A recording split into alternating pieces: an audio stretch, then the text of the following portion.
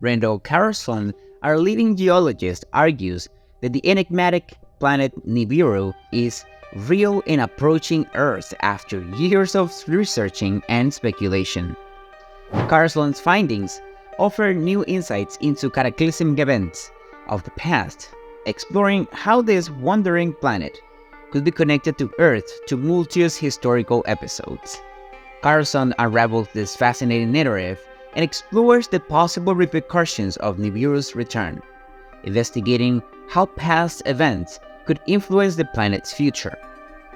Carlson's work focuses on Earth's geological history, revealing secrets behind catastrophic events that have shaped our world. He focuses on ancient floods and their monumental impact, raising the crucial question whether these events could repeat in cycles. Carlson identifies signs of colossal water movements that have reshaped the Earth's surface, suggesting that these were not local events, but massive floods that affected the entire continent. To explain these floods, Carlson points to several possible triggers, such as comet impacts and rapid ice melts. He uses compelling evidence, such as shifting geological formations and sediment layers, to support this theory. He argues that these catastrophic events could be linked to documented patterns of climate change, challenging the conventional view of Earth history as a gradual, stable process. Carlson's research highlights historical periods marked by signs of massive flooding, suggesting that these events are part of a recurrent cycle in the planet's history. These periods coincide with changes in the Earth's orbit, variations in solar activity, and other phenomena. Carlson argues that by studying the past, we can anticipate future cataclysms and prepare for their effects. This idea raises a crucial question. If we understand these impacts, can we identify the signs of potential disasters and take steps to mitigate their impact? The Nibiru cataclysm theory stands out as one of the most intriguing and debated theories in this regard. It proposes that an errant planet, in this case Nibiru, whose elongated orbit, according to Sitchin, lasts approximately 3,600 years, and periodically crosses our solar system, causing cataclysms on Earth. This theory is based on interpretations of ancient Sumerian texts by Sitchin in the 1970s. Sitchin argued that the Sumerians had detailed knowledge of Nibiru and its profound influence on our planet. According to the theory, Nibiru's highly eccentric orbit takes it from the most distant regions of the solar system to dangerously closely approaches our Earth on its return. These periodic encounters are thought to be responsible for historical cataclysms, including earthquakes, volcanic eruptions, and abrupt climate changes, due to gravitational perturbations caused by its mass and attraction. In addition, Nibiru could potentially dislodge comets and asteroids from their orbits, sending them on Earth's trajectories and causing further devastation. Sitchin's interpretations go beyond simple physical laws and explore the mythological and cultural significance of Nibiru in ancient texts. In Sumerian mythology, Nibiru is often associated with the god Marduk, a powerful deity representing chaos and creation.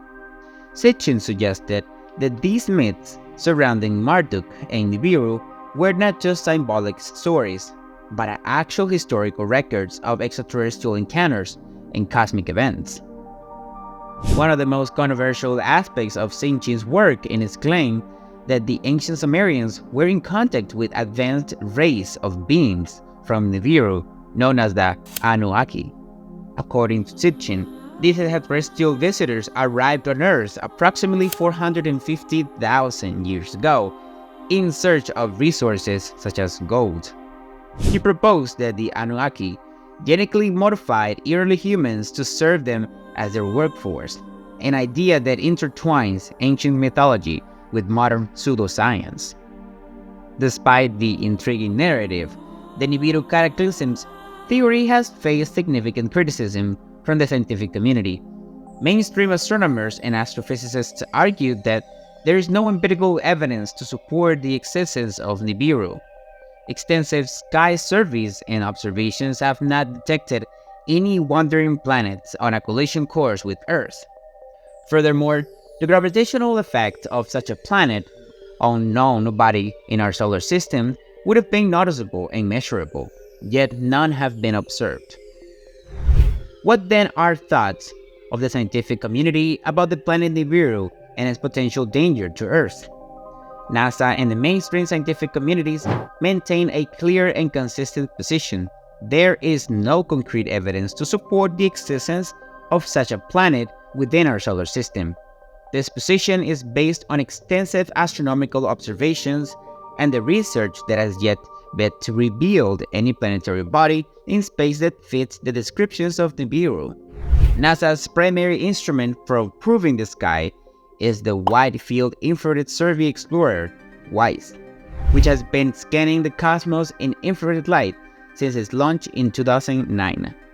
WISE has mapped the sky multiple times in search of objects ranging from near-Earth asteroids to distant galaxies, including the search for unknown large planets that could exist within our solar system, especially beyond the orbit of Neptune. If a planet like Nibiru existed and was on a collision course with Earth, it would have been detected by WISE or other observatories.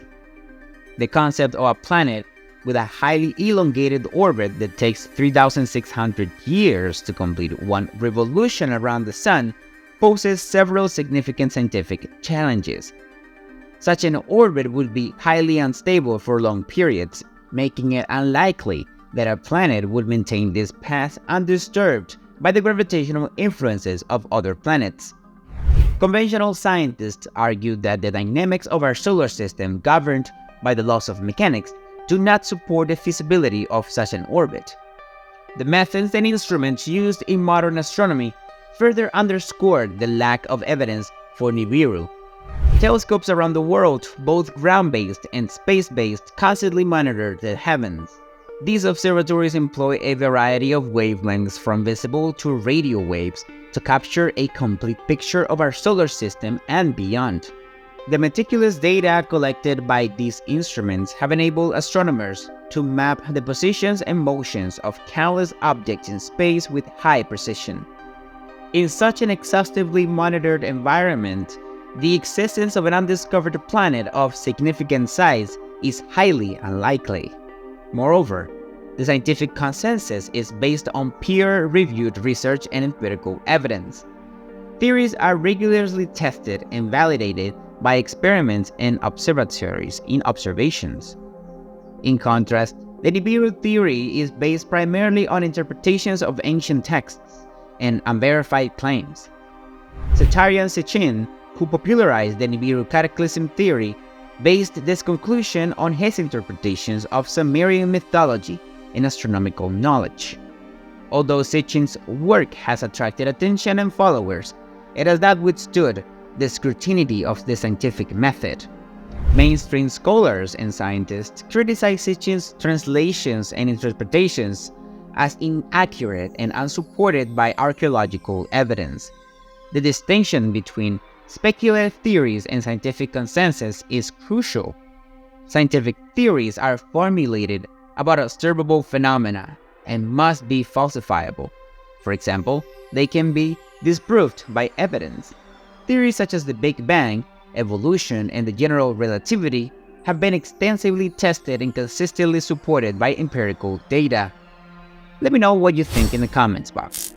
If you liked the video, remember to like and subscribe.